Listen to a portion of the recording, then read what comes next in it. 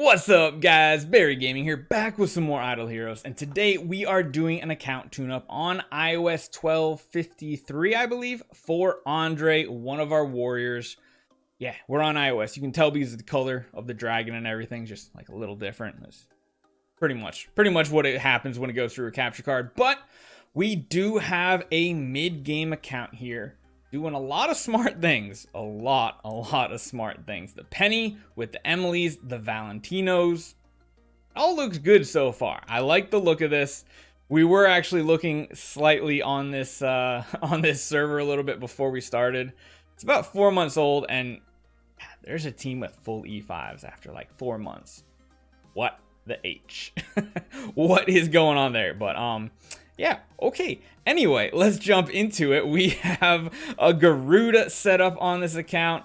Gear probably looks like it's going to be the biggest chokehold, a 3-1. Ooh, you even have a Murmur, Crit Stone.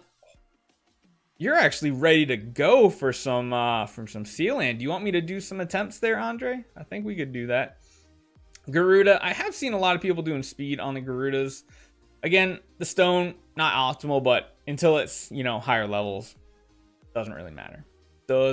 So this is the perfect way to get Sealand in Fortress done. Now, do you want me to buy like 10 attempts and see what we can do here, Andrei? Because we can get that done. And honestly, Emily's early game are not the worst things in the world for PvP either. Let's see here. So what do we have for artifacts? Yeah, we can do some attempts. So you already have like an HP. You have some split gear there, the reverse split gear with energy, other split gear. It looks like you have a C1 stone. Wow, I'm surprised you have not had the RNG to actually get this done just yet. The gear's not bad. Yeah, you got a bigger HP bonus, even though they're 6-star, doesn't really matter. Let's check out the Valentinos, because I saw there were 2 Valentinos here. Both 7-star too. That's good. Doesn't really matter what gear they have. Honestly, we should probably just jump into this first, because then based on what happens here, we will see what's going to happen and what's going to go on. So let's you know, we'll do like 5 attempts at a time. Well, just so we're not like wasting too many right here. You have another energy on Deathsworn. That could help. What do we have set up here? Oh yeah. Let's get rid of that. Let's grab the one off Deathsworn. Because energy Emily's are much better in my opinion. Fearless armor one. Let's just see how this works out. The last one is fearless armor. We'll put that one in the back row. So usually what I like doing is putting the squishy ones or the energy ones up the front, throwing in the Valentinos, using that there Phoenix. I don't think there's a need to upgrade gear right now, Andrei. Honestly, what you have is pretty much textbook what you need to finish this. It literally just comes down to lining up the right stun RNG with the Valentinos, as well as getting crits with Penny. So, I mean, we started out with a crit. We got some actives off. We got a basic 1 stun so far. Not too bad. Ooh, those Emilys are getting hit a little too hard. That last Emily was good, though. We need some stuns here. We need some good stuns. Didn't really get any, though. Yeah, we got to get those good stuns. Let's not smash. Let's keep on going. See what we can do. We'll have to check the pet as well, because I did see it wasn't max level, but that is not necessarily a bad thing. We're just not getting any stuns right here. We need to high roll the stun RNG as well. All the important things are maxed out. Minus, of course, a little bit, but it's not a big deal. Let me just double check that we had the enables right. Yep, that looks good. Get the skin as well. I mean, it's really going to come down to like a couple hundred smashes with this lineup until you get the right stun RNG, because that will help keep the Emilys alive just a little longer as well. Those Emilys are taking quite a bit of damage. So close, so close. So much of this is just literally smashing it over and over and over. The other thing that can help is doing a little bit of an advanced guild tech on the Penny. Yeah, it's like you really need to get a quad stun, and we're not critting either, which always feels bad. It definitely feels bad. Ranger tech maxed out there. You even have some anti-warrior. I mean, you're doing literally the textbook to success. But RNG is just really bad. Having a C6 stone isn't like a big issue either, really. And those Emilys are just getting taken out so easily. They should take a couple hits. Wonder if we switch things up a little bit. Let's put the fearless armor one in the front. Does she actually live a hit? Oh, she does. Doesn't really help though. I feel like we need the actives to get off, really. Interesting. Bury by 5,000 tries and we'll get it. I mean, we probably would with that much RNG, but we're just literally not getting stun RNG, and the Valentinos are dying too easily. Oh, it's so rough right here. So rough. We're going to talk about a couple different options for you as well, because if we can't get this done, which it doesn't look like that's going to happen tonight. Oh, man, so rough. So rough. Let's just keep it the way it is there. I just wish the priest could tank a couple more hits. Like, if the big difference is the priests are not dropping below 50% without getting one shot. And that's why a lot of times I actually like running the Emilys with fearless armors instead. Do you have any more? Do you have resources to upgrade this?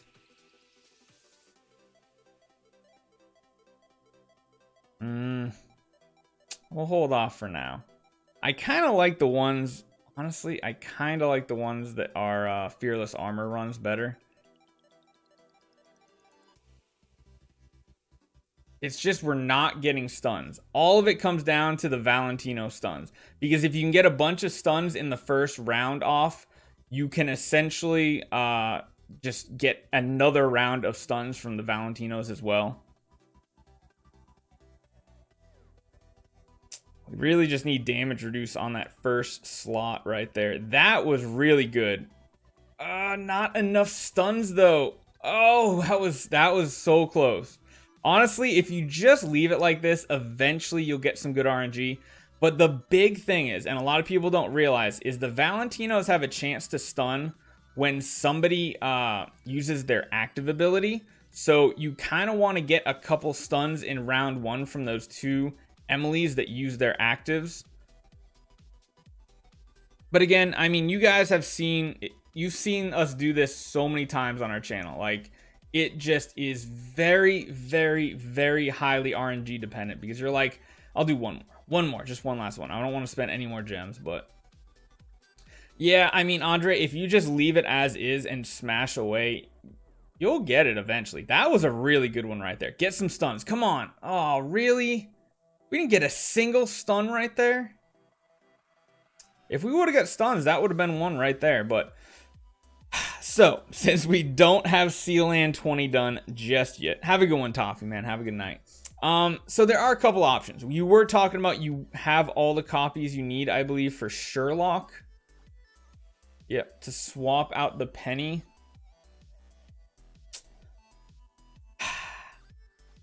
I would say it's actually too soon to just straight up swap a Sherlock into your lineup. You don't have a Rui Scepter, which is usually one of my prerequisites to tell someone to build a Sherlock, is having a Rui Scepter ready to go and throw on him. If you don't have a Rui Scepter... Oh, you already have it? Oh, you actually already have it on the Sherlock. That's awesome. Okay, all right. So. Do you have any 9 stars? You have a 9-star there. I'll be honest, man. I would be tempted to just build the Sherlock from scratch. I think I would. You almost already have the food for it. You need what? 2 more 9 stars, which you could probably build pretty soon. And then honestly, Sherlock, like, I don't know if you guys have seen it, but lately there's a ton of posts on Reddit. Having just an E5 Sherlock and an E5 Penny is enough to get Sealand 20 done. Yeah, and use the Emily's as your 10 stars to level up the Sherlock. I think that would be a much better idea. Because here's the thing. Your very early game, just having a Garuda and a Sherlock on your team isn't going to do much. It really, really isn't. Hey Jay, thank you so much for that. Thank you so much for that subscription, man. But yeah, I wouldn't swap out Penny. I think it's too soon to get rid of the Penny.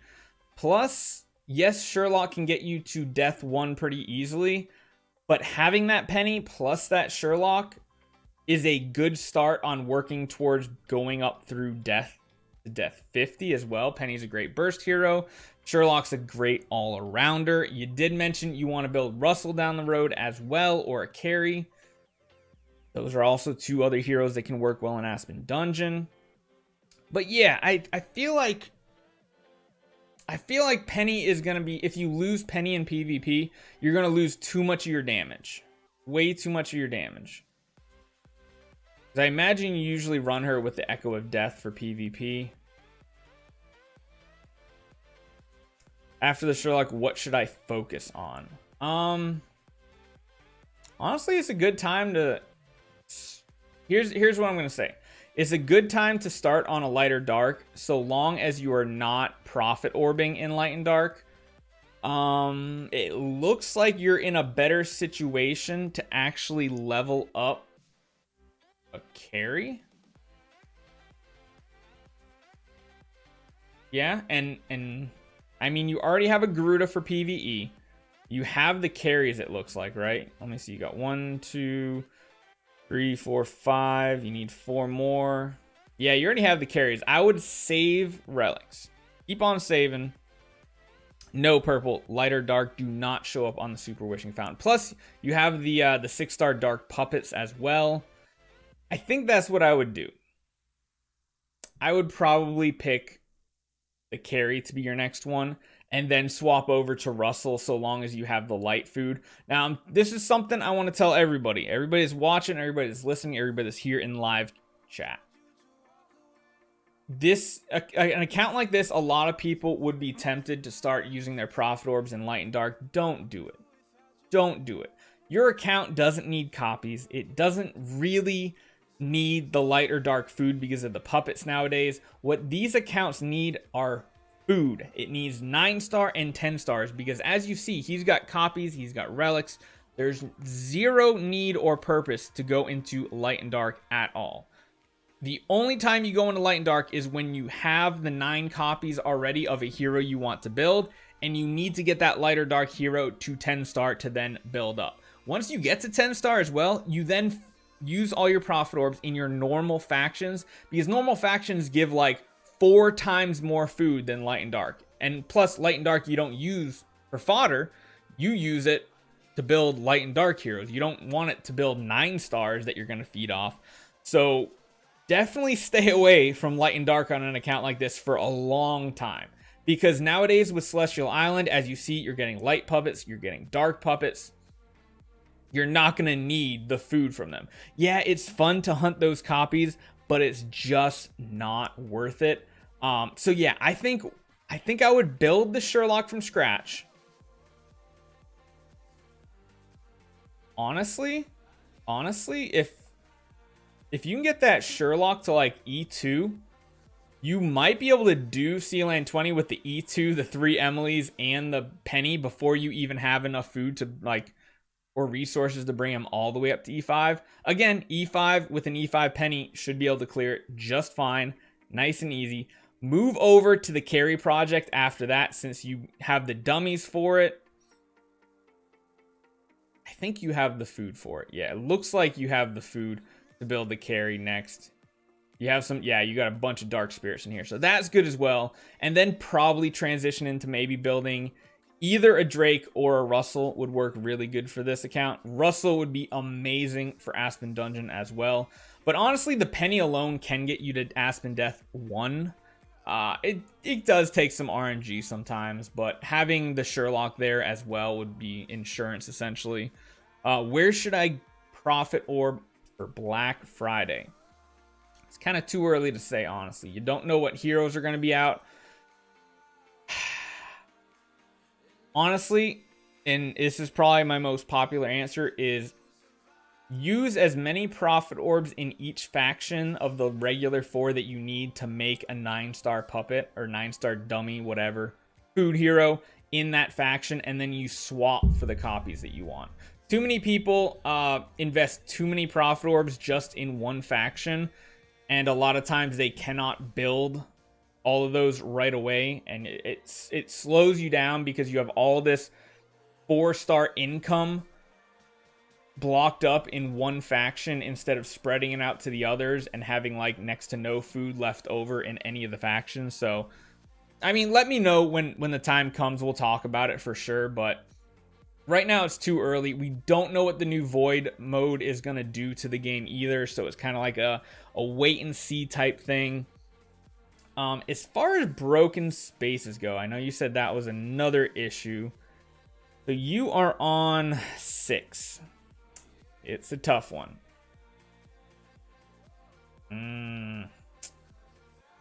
That is a tricky one.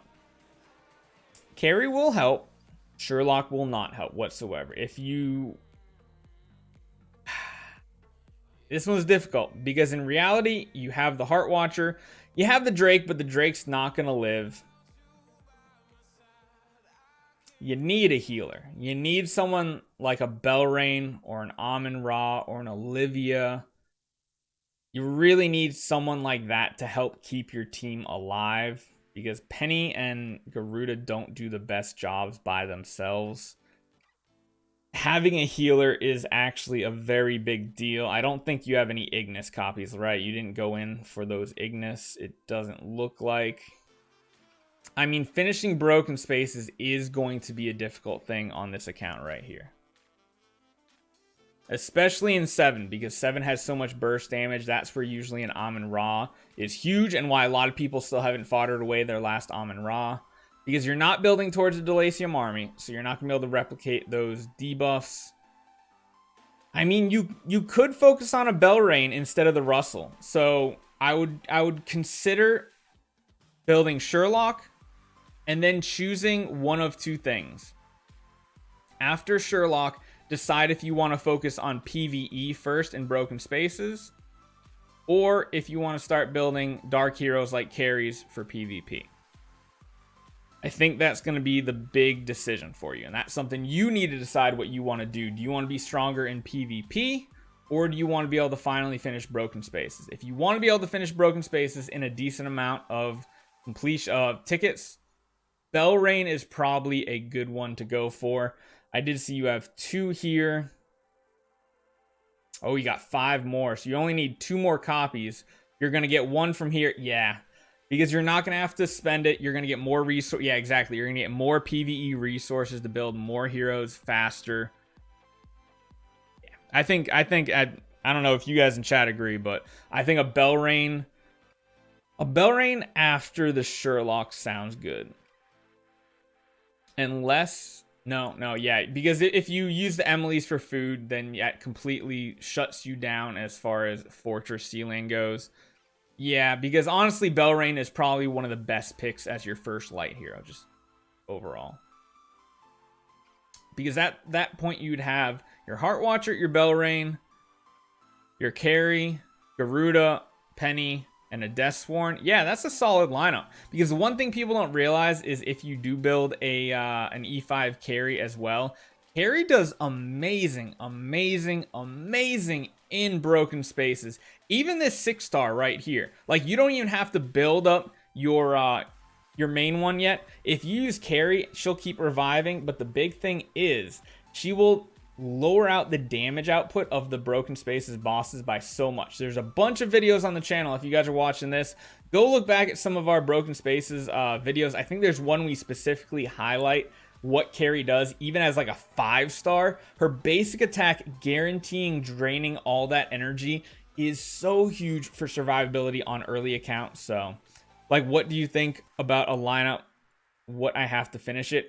If you had Garuda, Penny, Deathsworn, Heartwatcher, Belrain, and a baby carry, you should be able to finish the entirety of Broken Spaces. It shouldn't be a problem as long as you save up some tickets and not waste attempts right now. Like right now, I where you're at, you should probably just not waste more of the tokens right now. What are they called again anyway?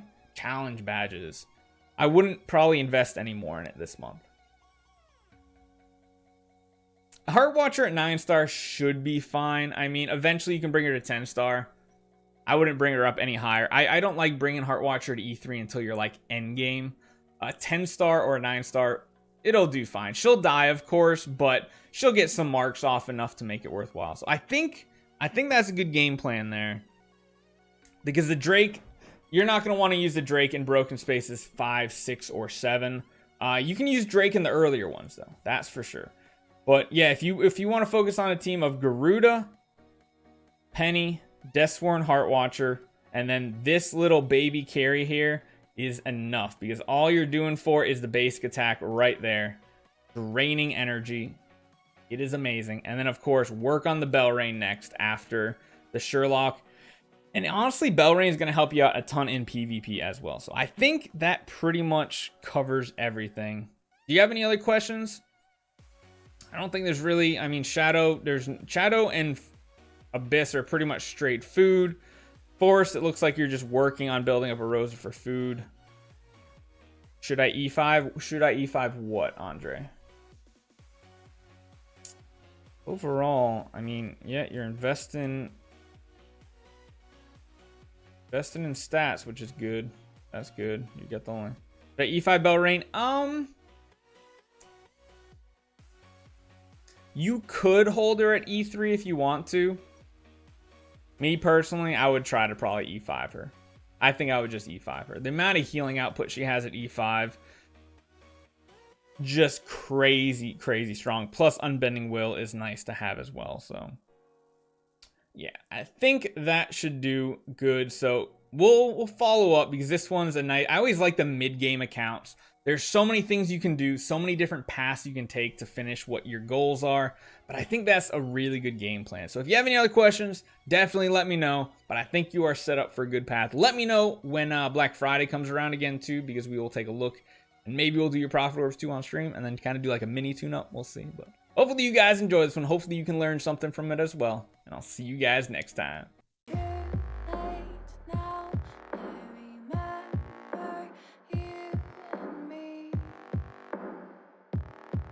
How careless we could be.